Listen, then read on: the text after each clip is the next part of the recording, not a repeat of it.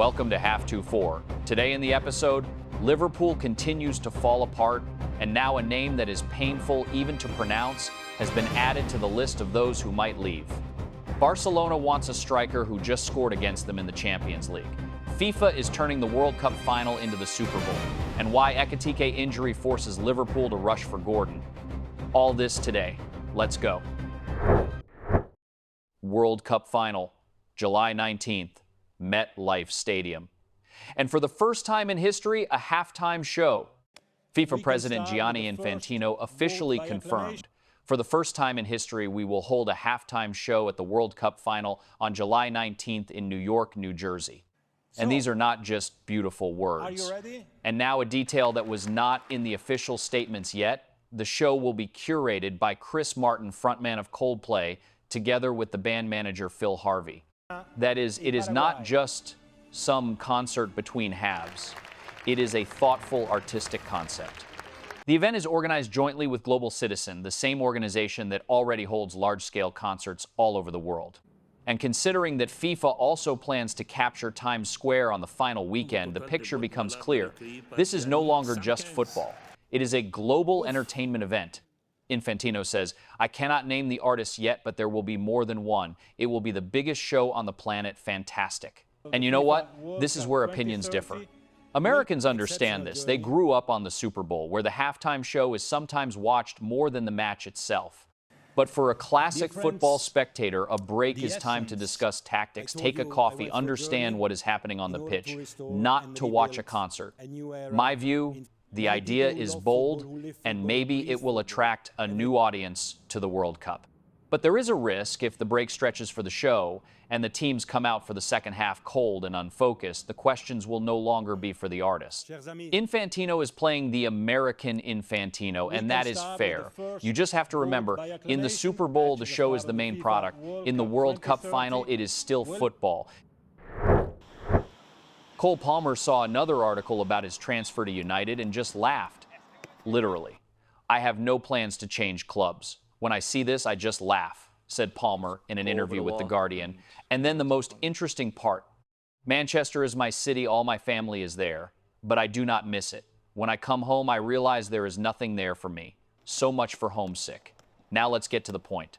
For months, media painted a clear picture. Palmer is disappointed in Chelsea, dissatisfied with Rosignol tactics, and misses Manchester. The Sun wrote about dissatisfaction. A friend of the player even publicly hinted on social media that one day he will bring Cole to United. It seemed there was a fire, but Palmer's contract with Chelsea is valid until 2033, and the club values him at least £150 million. United is now, to put it mildly, not the club that throws such sums at one player.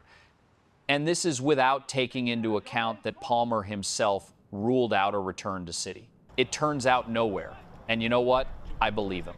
Not because players never lie about transfers, they do. But because the words, "there is nothing there for me," is not an answer of a person who quietly dreams of moving. It is a person who is truly fine where they are.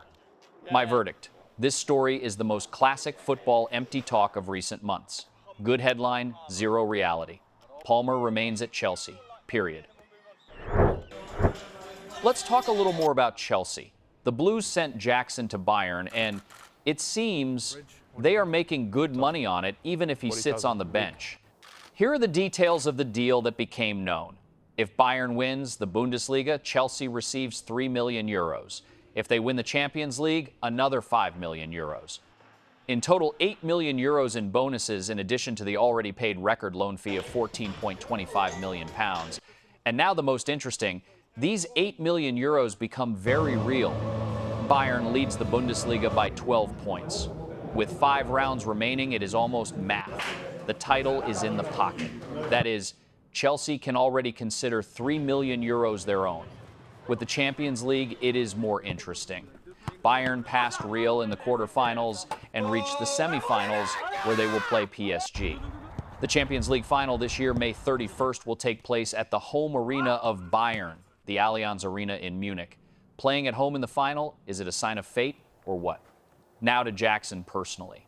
Statistics are modest. 18 matches in the Bundesliga, 5 goals and 1 assist. A rotation player? nothing more.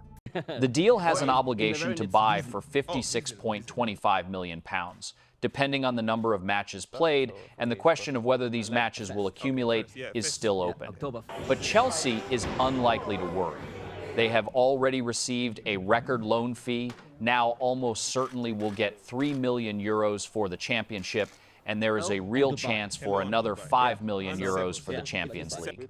Not bad for a player whom Maresca did not really put in the squad anyway. My conclusion, Chelsea did a quiet and very smart business.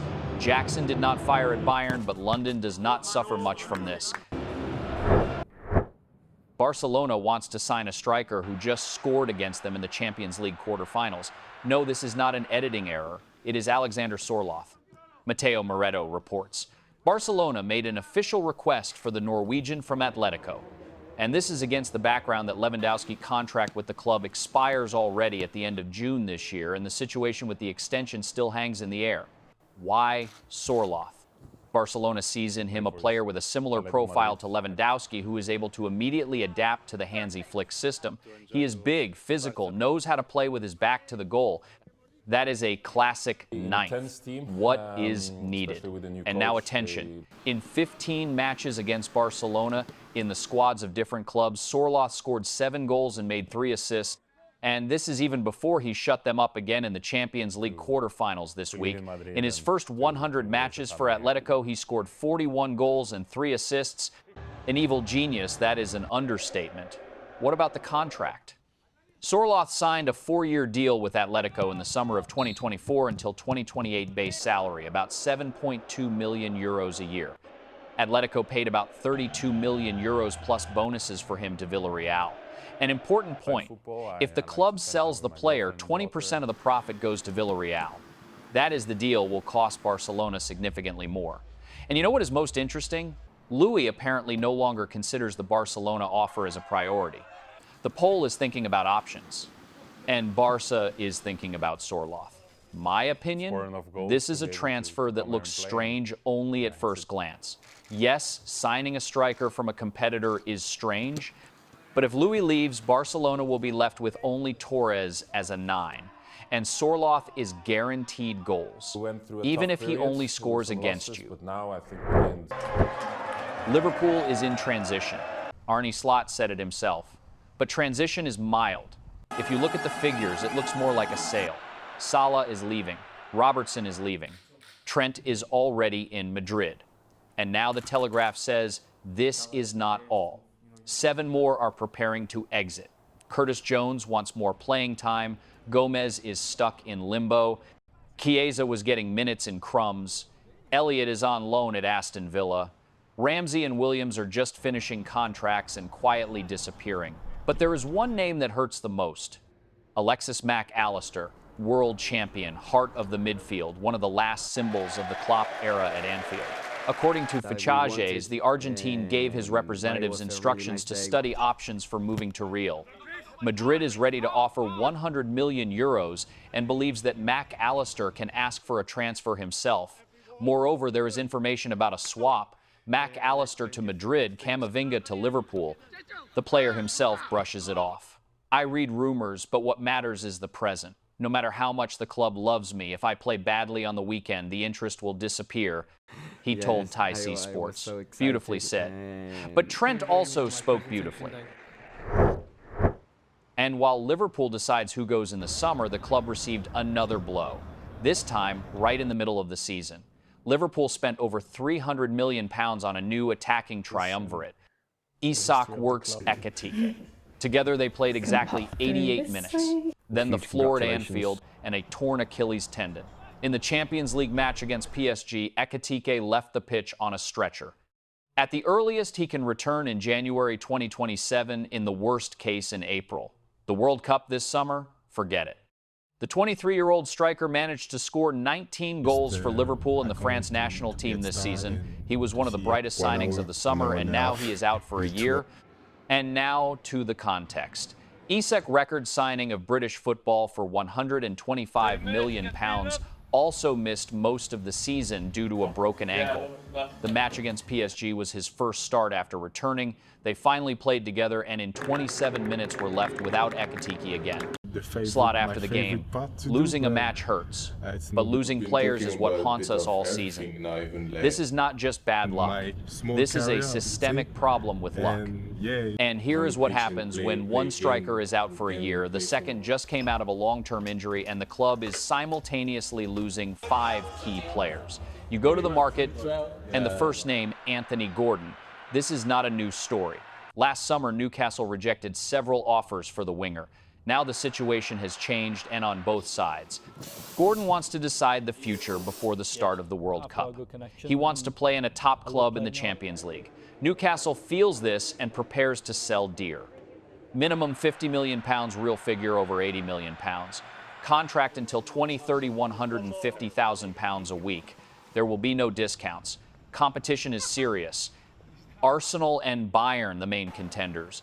Bayern considers Gordon ideal for company, but Newcastle already rejected their estimate of 55 to 60 million euros as insultingly low.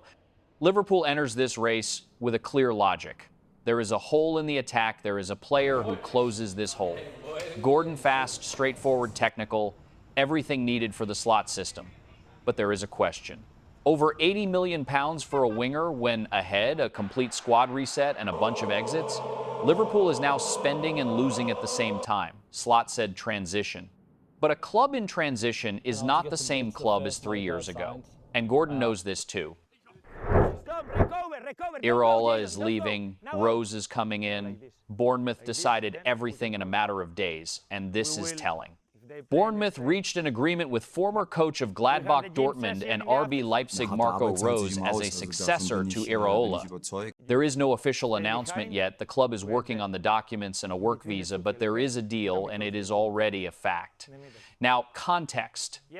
Iraola leaves after 3 seasons, during which the club turned from a middle-table team into a team fighting for Europe, a huge legacy. And replacing such a person is not an easy task. Why exactly, Rose? He is similar to Iraola in philosophy and style of play. Pressing, intensity, organized structure, everything that Bournemouth fans are already used to. Plus experience at the highest level. In Dortmund, he coached young Erling Haaland. In Leipzig, he played in the Champions League. There is also a reverse side. He was fired from Leipzig in March 2025 for weak results in the Championship and Champions League. That is a year without a club, and the first challenge immediately, the Premier League. This is either a takeoff or a tough test. And you know what? Bournemouth, in this sense, is a good option for a start. Not a top 6 with pressure from all sides, but not an outsider either. A club that wants to grow further. My view, the appointment is logical, but not without risk.